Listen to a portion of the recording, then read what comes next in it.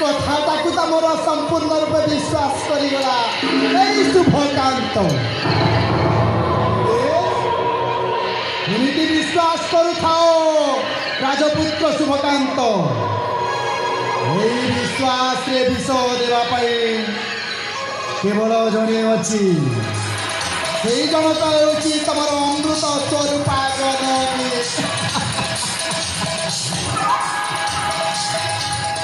तमें तो निश्चय चलीज त्रिवेणी संगम को माता अस्थि प्रवाह निमंते किंतु तुम्हें भाई पार जे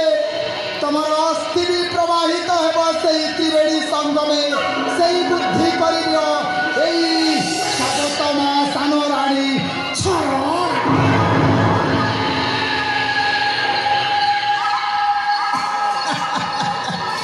ना ना